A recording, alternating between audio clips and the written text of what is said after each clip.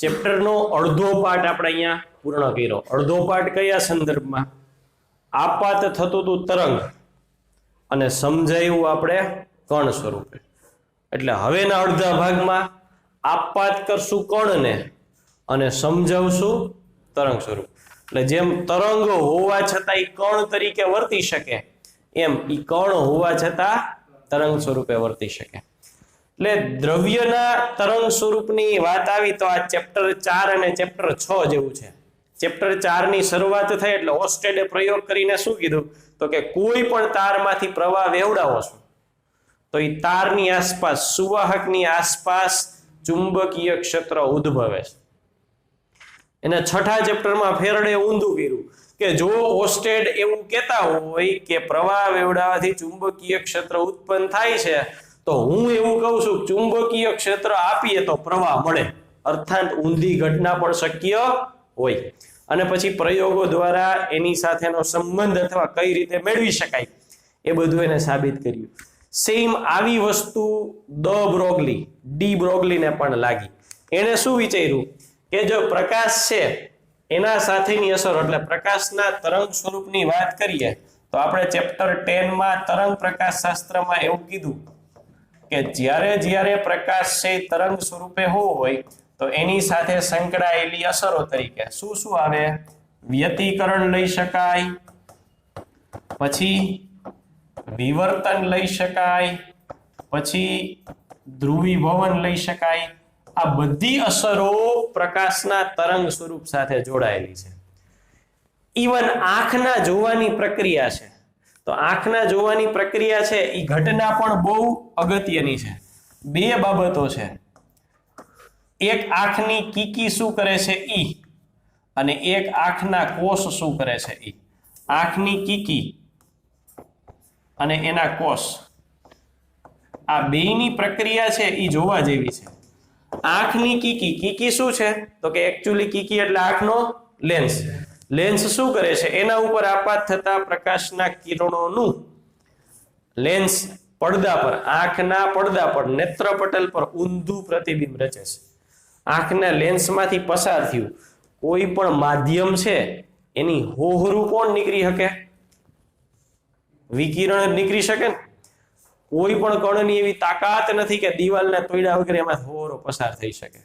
માત્ર ને માત્ર વિકિરણ એટલે કે તરંગ જ એમાંથી નીકળી શકે. અર્થાત કીકી શું કરે છે તો કે પ્રતિબિંબ રચે છે.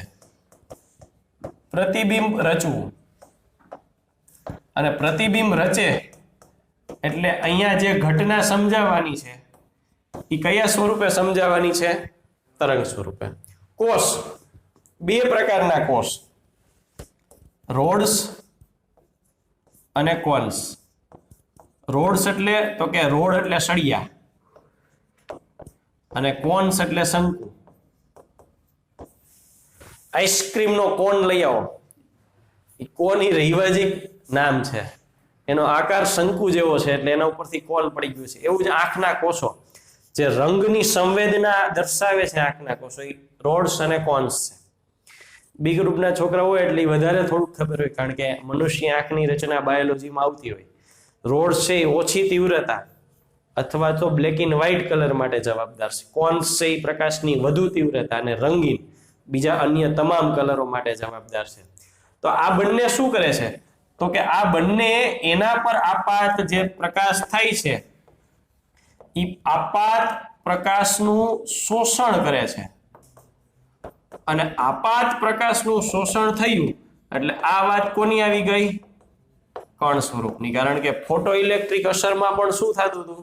ફોટો સંવેદી દ્રવ્ય ઉપર જે એકરંગી પ્રકાશ આપાત થતો હતો એ એકરંગી પ્રકાશનું ફોટોનનું સપાટીના ઇલેક્ટ્રોન દ્વારા શોષણ થતું.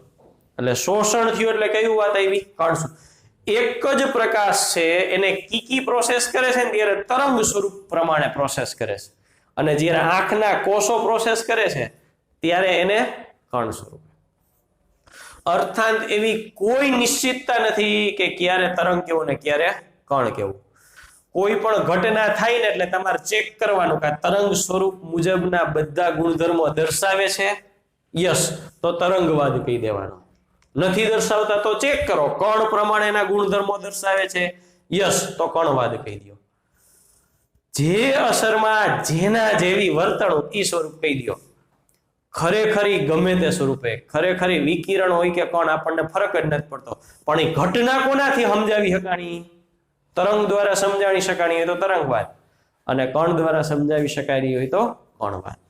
એટલે દ બ્રોગલી છે એને આ બાબતો ધ્યાનમાં લીધી ને એને એવું ખબર પડી કે ભાઈ એવું જરૂરી નથી કે તરંગ જ કણ હોઈ શકે. દ બ્રોગલી એવું કીધું કે જો આઈન્સ્ટાઈન એવું કહેતો હોય, જો આઈન્સ્ટાઈન એવું કહેતા હોય કે તરંગ છે એનું કણ સ્વરૂપ શક્ય છે, એવું આઈન્સ્ટાઈન કહેતા હોય તો કે હું એવું કહું છું કે કણ છે એનું તરંગ સ્વરૂપ શક્ય છે. હવે તરંગ અને કણ સ્વરૂપની વાત આવી તો થોડું ઈ વિચારીએ કે તરંગને કણ ક્યારે કહેવો અને કણને તરંગ ક્યારે કહેવું. તો તરંગ છે એને તરંગના ગુણધર્મ તરીકે શું હોય? તરંગ લંબાઈ હોય, એની આવૃત્તિ હોય, આ તરંગ સાથે સંકળાયેલા ગુણધર્મો છે. કણ છે તો એને કણ તરીકેના ગુણધર્મો તરીકે શું હોય? દળ હોય. તરંગને પોતાના ગુણધર્મ તરીકે તરંગની તરંગ લંબાઈ હોય, તરંગની આવૃત્તિ હોય. ક્યાંય તરંગના દળની વાત આપણે કરીશ આ ચેપ્ટર પહેલા ક્યાંય આપણે કરી નથી. તરંગના ગુણધર્મો ચેપ્ટર 8માં ભણ્યા, 11માં ચેપ્ટર નંબર 15માં ભણ્યા, ક્યાંય આપણે તરંગનું દળ બતાવ્યું નથી. તરંગની તરંગ લંબાઈ હોય અને આવૃત્તિ હોય, જ્યારે કણને શું હોય? દળ હોય. એટલે કોના જેવી વાત છે? તમારે જ્યારે તરંગને કણ તરીકે લેવો છે, તરંગને કણ તરીકે લેવો છે એટલે તરંગનું કાલ્પનિક દળ બતાવવું પડે. તમે તરંગને કણ કયો છો તો એ તરંગને દળ બતાવવું પડે ને. એ કાલ્પનિક એટલે તો કે એના ગુણધર્મોને આધારે સમતુલ્ય દળ બતાવવું પડે. તો ભાઈ આઈન્સ્ટાઈને બતાવ્યું હતું, જોઈએ આઈન્સ્ટાઈને શું કીધું હતું? તો કે આઈન્સ્ટાઈનનું જે સમીકરણ છે એ સમીકરણ મુજબ જોઈએ કે ભાઈ એને આવું કંઈ કર્યું હતું. તો કે આઈન્સ્ટાઈને પોતાના સમીકરણમાં આવું કંઈક આપ્યું હતું કે કે મેક્સિમમ એટલે કે 1/2 mv square is equal two hv minus 50. તો જુઓ જી, આ છે આવૃત્તિ. આવૃત્તિ એટલે કોનો ગુણધર્મ થયો? તરંગનો થયો ને. અને ફોટો ઇલેક્ટ્રિક અસરમાં આપણે આપાત શું કર્યું હતું? તરંગ. એટલે સાચું સ્વરૂપ તરંગ હતું. એ સમીકરણમાં મૂકીને અહીંયા જોવો જી, દળ મેળવું. દળ કોને હોય? કણને હોય. એટલે તરંગની ભૌતિક રાશિઓનો ઉપયોગ કરી અને એને દળ સાથે સંકળાયેલી ભૌતિક રાશિમાં કન્વર્ટ કરી નાખ્યું. દળ આવી ગયું ને અહીંયા. તો આ રીતે આપણે તરંગની ભૌતિક રાશિઓને કણ સાથે સંબંધિત ભૌતિક રાશિમાં કન્વર્ટ કર્યું અને એવું કીધું કે તરંગને કણમાં રૂપાંતરિત કરી દીધું. એટલે તરંગને કણ સ્વરૂપે આપણે સ્વીકાર્યું. તો હવે દ બ્રોગલીનું કહેવાનું શું હતું? તો કે દ બ્રોગલી એવું કહેતો હતો કણ તરંગ હોઈ શકે. કણને શું હોય? દળ. તરંગને શું હોય? તરંગ લંબાઈ અથવા આવૃત્તિ. તો દ બ્રોગલીને ઈ કરવાનું થાય કે દળની મદદથી કાં તરંગ લંબાઈ લઈ આવી દઈએ ને કાં દળની મદદથી આવૃત્તિ લઈ આવી દઈએ. એટલે કણને સમતુલ્ય તરંગ લંબાઈ અથવા આવૃત્તિ વ્યાખ્યાયિત કરવાની હતી. તો એને શું કર્યું? તો કે હવે એનો વારો આવ્યો. એટલે દ બ્રોગલીને આ બાબત નક્કી કરવાની હતી. એટલે દ બ્રોગલીએ નક્કી કર્યું કે ભાઈ મારે તરંગ લંબાઈ મેળવવી છે. એટલે એને દ બ્રોગલીએ તરંગ લંબાઈ મેળવવા માટે તરંગ લંબાઈનું સમીકરણ આપ્યું lambda is equal two h/p, જ્યાં p એટલે વેગમાન અને વેગમાન તરીકે મૂક્યું m/v. m/v મૂકે એટલે દળ કોનો ગુણધર્મ થયો? કણનો થયો ને. અને એને શેમાં ફેરવું છે? તરંગ લંબાઈમાં. તો લેમ્બડા કોનો ગુણધર્મ થયો? તરંગ. એટલે કણ સાથે સંકળાયેલી ભૌતિક રાશિને એને તરંગના ગુણધર્મ સાથે સંકળાયેલી ભૌતિક રાશિમાં કન્વર્ટ કર્યું. હવે આ સૂત્ર એને આપ્યું પણ પાછળથી ખબર પડી કે આ કઈ સૂત્ર નવું નથી. આપણે વિકિરણના ગુણધર્મો મેળવી લીધા એના ઉપરથી સાબિત કરી શકાય. એટલે ચેપ્ટર નંબર 8માં આપણે જે ગુણધર્મ મેળવ્યા હતા એ ગુણધર્મ આપણને આ સાબિત કરવા માટે ઇનફ છે. કઈ રીતે? તો કે આપણે એવું કીધું હતું કે વેગમાન એટલે ઉર્જાના છેદમાં ઝડપ. આ સમીકરણ ટેક્સ્ટ બુકે આપ્યું નહોતું, આપણે સાબિત કર્યું હતું. એને તો માત્ર કિંમત જ લખી હતી કે ઉર્જા તરીકે ડેલ્ટા યુ અને ઝડપ તરીકે સી. અહીંયા તરંગ છે એની ઉર્જા કેટલી? તો કે h ઇન્ટુ વી. વી એટલે આવૃત્તિ. ઝડપ કેટલી? C. h into V. C એટલે V into lambda. V V cancel, બાકી શું વધ્યું? h upon lambda. લેમડાને અહીંયા આવવા દો, પી ને છેદમાં જવા દો, તો lambda is equal to h upon p. એટલે દ બ્રોગલીએ આ કામ કર્યું કે એને કણના ગુણધર્મની મદદથી, કણની ભૌતિક રાશિઓની મદદથી તરંગ સાથે સંકળાયેલી ભૌતિક રાશિ એટલે લેમડા આપણને તરંગ લંબાઈ મેળવી આપી. તો જ્યારે કોઈ પણ એમ દળ ધરાવતો કણ તરંગ સ્વરૂપે વર્તે છે ત્યારે ઈ તરંગ સ્વરૂપની તરંગ લંબાઈ lambda is equal to h upon p અથવા તો h અપોન mv મુજબ આપી શકાય. હવે પ્રશ્ન એ હતો કે કણ v ઝડપથી ગતિ કરે ત્યારે તરંગ લંબાઈ આવે ને, કારણ કે તરંગ સતત આગળ વધતું હોય, એક જગ્યાએ ઊભું હોય તરંગ કહેવાય, આગળ જતું હોય સતત, એટલે ગતિ કરતું હોય. તો હવે દ બ્રોગલી એક સ્ટેપ આગળ લીધું કે હવે હું ખરેખર આવા કોઈ કણને v ઝડપથી ગતિ કરાવું અને જોઉં કે લેમડા તરંગ લંબાઈ મુજબની વર્તણૂક દર્શાવે છે કે નહીં. એટલે હવે નેક્સ્ટ એને ઈ સમીકરણને આગળ વધારવા માટે, સાબિત કરવા માટે એને આ સમીકરણની પ્રાયોગિક ગોઠવણી કરવાની હતી. એટલે એના તર્ક મુજબ એને ગોઠવણી શું કરી? તો કે આ ધારો કે કોઈ વિદ્યુત ભારિત કણ છે, Q વિદ્યુત ભાર છે અને M દળ છે. ટેક્સ્ટ બુક થી થોડોક વધારાનો પાઠ કરું છું, પછી ટેક્સ્ટ બુક ઉપર આવી જઈશ, કારણ કે દ બ્રોગલીએ તેવું જ કહી દીધું, ઇલેક્ટ્રોન લઈ લ્યો. હું ઇલેક્ટ્રોન એટલા માટે નથી લેવડાવતો, જ્યારે એક્ઝામની વાત આવે ને ત્યારે ઇલેક્ટ્રોન જ આપેલા હોય એવું જરૂરી નથી. દ બ્રોગલીએ પ્રયોગ કર્યો તો ઇલેક્ટ્રોન માટે કર્યો, પણ બે વસ્તુ અલગ પાડવા કરતા એક જ છે એ રીતે સમજવા માટે આપણે અહીંયા વિદ્યુત ભાર લઈ લઈએ. વિદ્યુત ભારને ગતિ કરાવવા માટે બળ લગાડવું પડે, ગતિ કરાવવા માટે બળ લગાડવું પડે. વિદ્યુત ભારને ગતિ કરાવવા માટે વિદ્યુત ચાલક બળ લગાડવું પડે. વિદ્યુત ચાલક બળ એટલે કે EMF એટલે કે બેટરી લગાડવી પડે. તો લગાડી દઈ બેટરી, તો કે અહીંયા આપણે એને બે બાજુ બેટરી લગાડી દઈ. આ બેટરી લગાડી દીધી. આ શું છે? તો કે બાહ્ય બેટરી છે અને એના દ્વારા આપણે એના ઉપર બળ લગાડવું છે. બાહ્ય બેટરીનો આ છેડો ધન અને આ છેડો ઋણ હોય તો શું થશે? તો કે આ અપાકર્ષણ કરશે. આપણે Q લખ્યું છે ને, કઈ ન લખ્યું એટલે કેવો વિદ્યુત ભાર? ધન. ઋણ હોય તો આપણે માઇનસ સંજ્ઞા મૂકીએ છીએ. અને આ શું કરશે? એના ઉપર આકર્ષણ કરશે. ચાલો, તો બેટરી વડે એને આકર્ષણ અને અપાકર્ષણ બળ દ્વારા આ તરફ ગતિ થાય છે. કેટલી ગતિ થાય છે? તો કે બેટરી દ્વારા જે સ્થિતિ ઉર્જા મળે છે એનો ઉપયોગી ગતિ કરવા માટે કરે છે. એટલે અહીંયા લખું કે ઈ છે એ વિદ્યુત ભારની ગતિમાં કન્વર્ટ થાય, એટલે એ વિદ્યુત ભારની ગતિ ઉર્જા. બેટરી દ્વારા કેટલી વિદ્યુત ઉર્જા મળે? તો કે બેટરી દ્વારા વિદ્યુત ઉર્જા મળે એટલે ચેપ્ટર નંબર 2 વિદ્યુત ભાર ગુણ્યા વિદ્યુત સ્થિતિમાન. વી કેપિટલ વી છે એ શું છે? તો કે કેપિટલ વી છે એ બેટરીના વોલ્ટેજ છે, બેટરીનું વિદ્યુત સ્થિતિમાન છે. ઇઝ ઇક્વલ ટુ ગતિ ઉર્જા કેટલી? તો કે ગતિ ઉર્જા બેઝિક સૂત્ર પ્રમાણે લખું તો મારે લખાય 1/2 mv². બરાબર.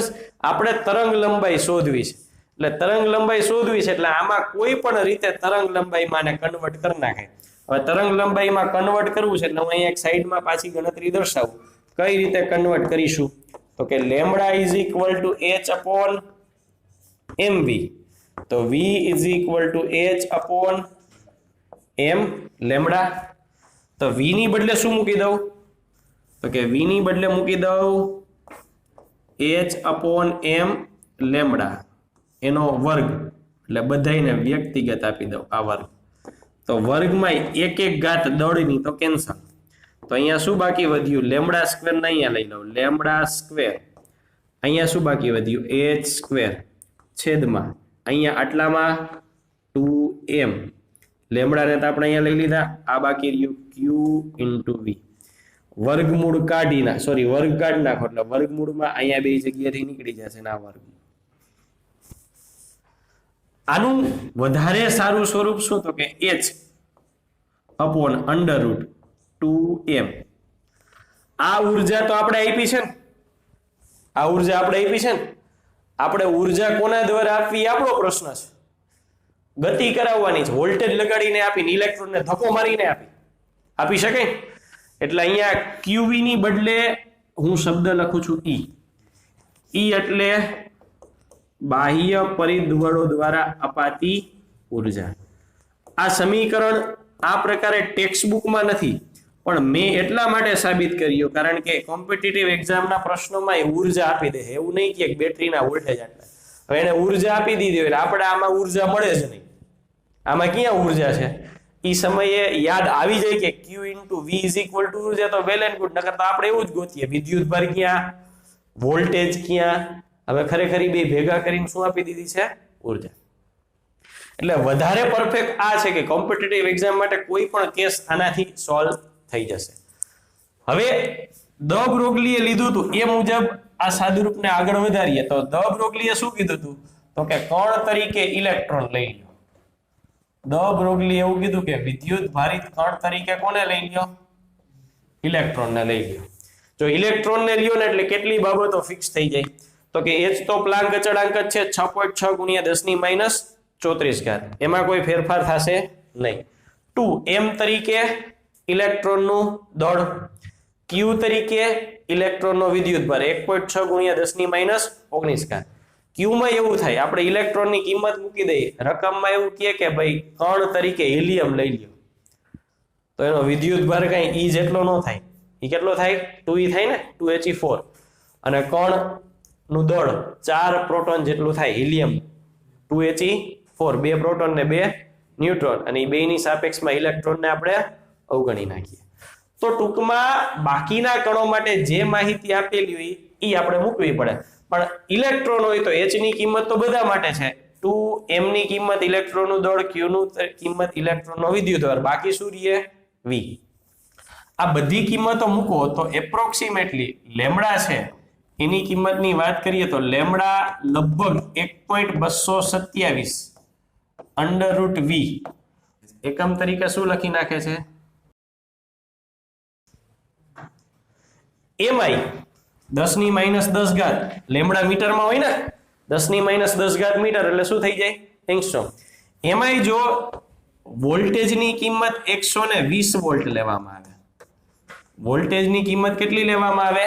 120 વોલ્ટ. તો 120 ટેક્સ્ટ બુકે લીધી, હું એને 121 કરી નાખું. શું કામ? વર્ગમૂળ છે ને, 120 નું વર્ગમૂળ નથી ખબર પણ 121 નું ખબર છે ને, કેટલું? 11. બરાબર, રાઉન્ડ ફિગર કર્યો.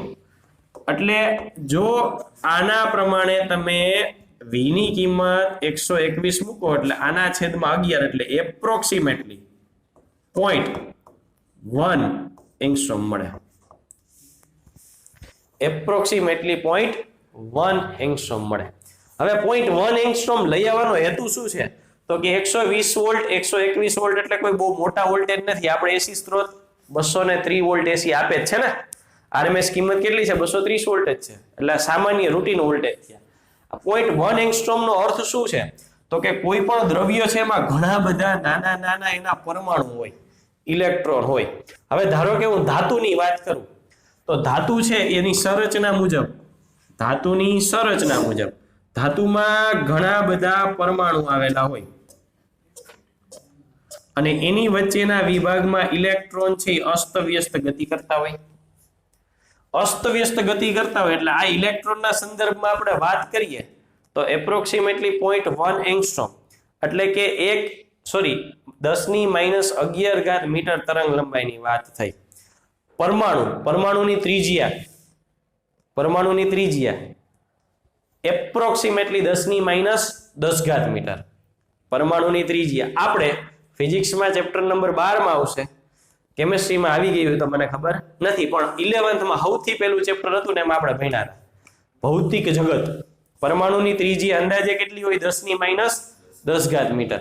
હવે જુઓ જી, બે પરમાણુ વચ્ચેનું અંતર હાવ તમે અડેલા લ્યો ને આટલા નજીક તોય આ એકની ત્રિજ્યા અને આ બીજાની ત્રિજ્યા આંતર પરમાણુય અંતર કેટલા થાય? 2 × 10⁻10 થાય ને? 2 × 10⁻10 એપ્રોક્સિમેટલી 2 એંગસ્ટ્રોમ ના ક્રમનું થાય. એમની વચ્ચેનું અંતર 2 એંગસ્ટ્રોમ છે, તો નીકળવું છે ઈ તરંગ લંબાઈ તો એનાથી નાની જ છે ને. કેટલી છે? 0.1. તો એ સરળતાથી અહીંયા જે ગતિ કરે છે, આપણે એવું કહેતા હતા કે અસ્તવ્યસ્ત ગતિ કરે છે, એ અસ્તવ્યસ્ત ગતિ કોના સ્વરૂપે થઈ શકે? તરંગ સ્વરૂપે થઈ શકે. સરળતાથી એ તરંગ સ્વરૂપે બે પરમાણુ વચ્ચેની જગ્યામાં પસાર થાય. તો પ્રશ્ન એવો થાય કે સાહેબ એવું કીધું કે કોઈ પણ કણ તરંગ જેમ વર્તી શકે, તો હું કેમ તરંગની જેમ ન વર્તું? વર્તી શકે. આપણે હાલીને જતા હોય તરંગની જેમ હાલીને જવા જોઈએ, ઉપર નીચે ઉપર નીચે જવાય જોઈએ, જાય જ છીએ, તો કેમ દેખાતા નથી? એક આંકડાકીય ઉદાહરણ દ્વારા આપણે જોઈએ કે ખરેખર તરંગ સ્વરૂપ દેખાય છે કે નહીં, અથવા દરેક કણ ખરેખર તરંગ સ્વરૂપે ગતિ કરે છે કે નહીં. તો આપણે કોઈ પણ પદાર્થ હોય એને પદાર્થની સાઈઝ અથવા દળ અનુસાર બે વિભાગમાં વહેંચી નાખીએ.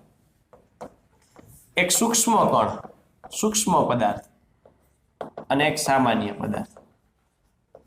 સૂક્ષ્મ પદાર્થ તરીકે હું વાત કરું ઇલેક્ટ્રોનની, અને સામાન્ય પદાર્થ તરીકે સામાન્ય દળ ધરાવતો માણસ. ઇલેક્ટ્રોનનું દળ એપ્રોક્સિમેટલી 10⁻31 કિલોગ્રામના ક્રમનું થાય. માણસનું સરેરાશ માણસનું વજન 50 થી 60 કિલો, પણ આપણે 10 પ્રમાણે લેવું હોય તો 50-60 ની બદલે 100 કિલો લઈ લઈએ. 100 કિલો એટલે 10⁻2 થાય, અને 50 લઉં તો 5 × 10⁻1 થાય. આ મનુષ્યના કેસમાં વજન. તો આને હું એપ્રોક્સિમેટલી ઘાત પ્રમાણે લખું છું, તો એપ્રોક્સિમેટલી એ 10⁻1 ના સમપ્રમાણમાં હોય. પછી 2 × 10⁻1 એટલે 20, 3 × 10⁻1 એટલે 30. પણ આપણે આંકડા નહીં, ખાલી 10⁻1 પ્રમાણે સરખામણી અહીંયા પૂરી કરવી છે. હવે લેમડા જુઓ જી, લેમડા શું કે છે? તો કે લેમડાનો દળ પરનો આધાર શું છે? તો કે લેમડા દળના વર્ગમૂળના વ્યસ્ત પ્રમાણમાં હોય છે. હવે આના મુજબ તમે જો વાત કરો ને, તો આ કેસની તરંગ લંબાઈ લેમડા હોય ને, તો આ કેસની તરંગ લંબાઈ આ લેમડા ડેશ કહું ને તો 10⁻15 ગણી થાય. કેવી રીતે? આ -31, આ કેટલા? +1. -31 + 1 કેટલો ગાળો થયો? -31 થી 1 થી 32 નો ગાળો થયો ને. -31 થી +1 ટોટલ કેટલો ગાળો થયો? 32. વર્ગમૂળ કરો કેટલા થાય? 10⁻32, તો વર્ગમૂળ 10⁻16. એપ્રોક્સિમેટલી 10⁻15. 16 લખવું હોય તો વાંધો નહીં. તરંગ લંબાઈ મનુષ્યના કેસમાં જે તરંગ લંબાઈ છે એના કરતા આ કેટલા ગણી મળશે? 10⁻16. ઓબ્વિયસલી દળ નાનું તો તરંગ લંબાઈ મોટી થઈ ગઈ. આનું દળ મોટું, તરંગ લંબાઈ નાની. હવે હું ઇલેક્ટ્રોન છે, ઇલેક્ટ્રોન માટે મેં અહીંયા એક ગણતરી દ્વારા આ તરંગ લંબાઈ દર્શાવી. કેટલી મળી? તો કે 0.1 એંગસ્ટ્રોમ મળી. હવે 0.1 એંગસ્ટ્રોમ મુજબ હું અહીંયા તરંગ દોરું છું. આમે કયું દોર્યું? તો કે આ લેમડા તરંગ લંબાઈ ધરાવતું તરંગ દોર્યું. હવે મારે લેમડા ડેસ્ક દોરવું છે, તો એ કેટલું થાય? લેમડા ભાગ્યા 10⁻16. આના ભાગ્યા 10⁻16. ટપકું કરું ને તોય મોટું થઈ જાય. અહીંયા ખાલી ટપકું કરું ને તોય ન થાય. હા એટલે હાવ ઝીણું કામ તો ખાલી આપણને એમ થાય કે દોર્યું એટલે દોર્યું એવું દેખાડવા હું અહીંયા દોરું. ખરેખર આય ન થાય. આય ખાલી 7મો 8મો ભાગ જ થતો હોય છે.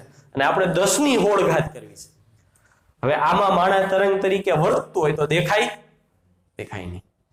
તો આ કારણોસર મોટા કોઈ પણ પદાર્થ માટે આપણને દ બ્રોગલી તરંગ લંબાઈ મુજબ તરંગની વર્તણૂક ધ્યાનમાં આવતી નથી. હવે ઈ જોઈએ કે તરંગની આ વર્તણૂક પ્રમાણે કણ જ્યારે તરંગ પ્રમાણે વર્તે છે તો એના માટે હાઇઝનબર્ગનો સિદ્ધાંત આપણે કઈ રીતે લાગુ પાડી શકીએ. તો કે હાઇઝનબર્ગના સિદ્ધાંતનું બેઝિક સમીકરણ આપણે આવું લખીએ છીએ કે ડેલ્ટા એક્સ ગુણ્યા ડેલ્ટા પી, અને વધારે પરફેક્ટ લખવું હોય તો ડેલ્ટા પી ની પાછળ એક્સ લખી નાખીએ. ડેલ્ટા પી ની પાછળ એક્સ લખી નાખીએ એટલે એપ્રોક્સિમેટલી એચ કટ. એની પાછળ એક્સ લખવાનું કારણ એ છે કે જો તમે ડેલ્ટા એક્સ, જ્યાં એક્સ છે સ્થાન છે, સ્થાન તમે એક્સ અક્ષ ઉપર લેતા હોય, એક્સ એટલે એક્સ અક્ષ પર સ્થાન, તો તમારે વેગમાન પણ ફરજિયાતપણે ક્યાં લેવું પડે? એક્સ અક્ષ ઉપર. પી એટલે તો કે વેગમાનનો એક્સ અક્ષ પર ઘટક.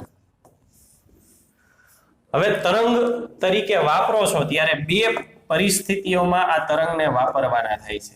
એક શબ્દ લખું છું તરંગ, અને બીજો શબ્દ લખું છું તરંગ પેકેટ.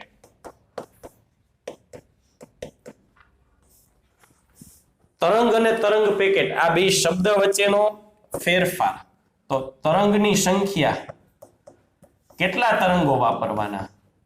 તો કે તરંગ શબ્દ લખો ન્યા જ ખબર પડી જાય, એક વચન છે ને, એટલે એક જ તરંગ વાપરવાનો.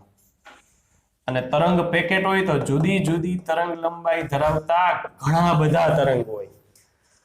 એકની 500 હોય, એકની 700 હોય, 800, 900, 1000 ગમે તેટલા હોઈ શકે. તો એની તરંગ માટે તરંગની લંબાઈ એટલે કે તરંગ લંબાઈ લેમડા કેવી થાય? એક જ તરંગ હોય તો તરંગ લંબાઈ છે એ ચોક્કસ હોય, નિશ્ચિત હોય. અહીંયા તો ઘણા બધા તરંગો છે, કણ કોની અસર હેઠળ આવે છે એ મુજબ તરંગ લંબાઈઓ બદલાતી રહે. એટલે અહીંયા આપણે લખશું તરંગ લંબાઈ છે એ અનિશ્ચિત, ચોક્કસ નથી, ગમે તે હોઈ શકે, બદલાય છે. તો એના પરથી વેગમાનની વાત કરીએ. વેગમાન p = h/લેમ્બડા. જો લેમ્બડા નિશ્ચિત હોય તો વેગમાન એ કેવું થાય? નિશ્ચિત થાય, કારણ કે છેદ છે એ ફિક્સ છે, અને h તો પ્લાન્ક અચળાંક, અચળાંક જ છે. અને તરંગ પેકેટ માટે જો તરંગ લંબાઈ નિશ્ચિત નથી, અનિશ્ચિત છે, તો વેગમાન એ અનિશ્ચિત થાય. તો વેગમાનની ત્રુટી એટલે કે ડેલ્ટા પી, અને વેગમાનની અનિશ્ચિતતા કહેવાય. જો પી નું મૂલ્ય ચોક્કસ હોય તો ડેલ્ટા પી નું મૂલ્ય કેટલું થાય? 0, કારણ કે એનું મૂલ્ય બદલવાનું નથી. એટલે આમ તો બરાબર લખાય, પણ ટેક્સ્ટ બુક આને ટેન્સ ટુ લખે છે, કારણ કે 100% પરફેક્ટ ન હોય, માઇનર વેરિએશન આવે, પણ લગભગ 0 જેટલું હોય. અને આમાં નિશ્ચિત નથી, શું મૂલ્ય હોઈ શકે કઈ એની નિશ્ચિતતા જ નથી. એટલે પહેલેથી છેલ્લે સુધીમાં કોઈ પણ હોઈ શકે. એટલે આના માટે ઇન્ફાઇનાઇટ. જો ડેલ્ટા પી આ મુજબ હોય તો આ સમીકરણ મુજબ ડેલ્ટા એક્સ માટે શું લખી શકાય? તો કે delta x = delta p upon h cut. એ મુજબ લખીએ તો delta x = h cut upon delta p. તો જો ડેલ્ટા પી 0 હોય, છેદ 0 હોય, તો ગુણોત્તર કેટલો થાય? ઇન્ફાઇનાઇટ. અને છેદ ઇન્ફાઇનાઇટ હોય તો ગુણોત્તર કેટલો થશે? 0. ડેલ્ટા એક્સ ઉપરથી આપણે એક્સ ની વાત કરીએ. એક્સ જો ડેલ્ટા એક્સ ઇન્ફાઇનાઇટ હોય એટલે કે એનો ફેરફાર અનંત છે, ચાલુ થાય ત્યાંથી પૂરું થાય ત્યાં સુધીમાં ગમે તે હોઈ શકે, તેનો અર્થ એક્સ ની કિંમત ચોક્કસ ન હોય, ફિક્સ ન હોય. કેવી હશે? અનિશ્ચિત હશે. અને એક્સ નો તફાવત 0, કોઈ પણ નો તફાવત કે વિકલન 0, એટલે એની પોતાની કિંમત કેવી હોય? નિશ્ચિત અથવા તો અચળ. એટલે આ છે એ નિશ્ચિત થશે. કહેવાનો અર્થ, જો એક જ તરંગ લ્યો તો એનું વેગમાન નિશ્ચિત હશે, પરફેક્ટ હશે વેગમાન, પણ એના સ્થાન વિશે કોઈ માહિતી મળી શકે નહીં. એટલે જ્યારે તમારે વેગમાનની માહિતી જોતી હોય ત્યારે એક જ તરંગ વપરાય. તરંગ પેકેટ, જુદી જુદી તરંગ લંબાઈ વાળા ઘણા તરંગો ભેગા કરો, એનો સમૂહ લો, એને ભેગા કરો, તો એનું વેગમાન અનિશ્ચિત થઈ જાય. વેગમાન અનિશ્ચિત થઈ જાય, પણ સ્થાન, એટલે તમારે કોઈ પણ કણનું સ્થાન શોધવું હોય તો સારો રસ્તો શું? તો કે એક જ તરંગ લંબાઈ વાળું તરંગ લેવાને બદલે જુદી જુદી તરંગ લંબાઈ વાળા જાજા તરંગો લ્યો. જેટલા તરંગો વધારે એટલી અનિશ્ચિતતા વધુ, અને જેટલી અનિશ્ચિતતા વધુ એટલી સ્થાનની નિશ્ચિતતા વધુ. કારણ તો કે જો આ જ વસ્તુને તમે ગ્રાફ તરીકે દોરો તો એક જ તરંગ હોય તો એની તરંગ લંબાઈ નિશ્ચિત છે. નિશ્ચિત છે એટલે એક જ સરખી દરેક જગ્યાએ તરંગથી આપણને દોલનો કરતા લાગે, એટલે બધું હરખું જ લાગે. બધું હરખું જ લાગે, ખબર જ ન પડે કે આમાં ક્યાં કણ હશે. પણ જુદા જુદા તરંગ લ્યો તો દરેક વખતે તરંગ લંબાઈ બદલતી હોય, વધઘટ થતી હોય. તો એના ઉપરથી એવી ખબર પડે કે જ્યારે કંપ વિસ્તાર મહત્તમ હોય ત્યારે અથડામણો થઈ હશે, એટલે કંપ વિસ્તાર મહત્તમ થયો. એટલે કણનું સ્થાન ઈ મહત્તમ કંપ વિસ્તાર વાળા ભાગમાં હોય. એટલે ઓલમોસ્ટ જો આટલી જગ્યામાં છે એ તો કન્ફર્મ થઈ ગયું. આમાં ખબર જ ન પડે ક્યાં છે, આમાં એટલી ખબર પડી ગઈ કે લગભગ આટલા વિસ્તારમાં છે. એટલે ઓલમોસ્ટ લગભગ નિશ્ચિત સ્થાન આની પરથી નક્કી કરી શકાય. તો આ થઈ હાઇઝનબર્ગના સિદ્ધાંતની વાત.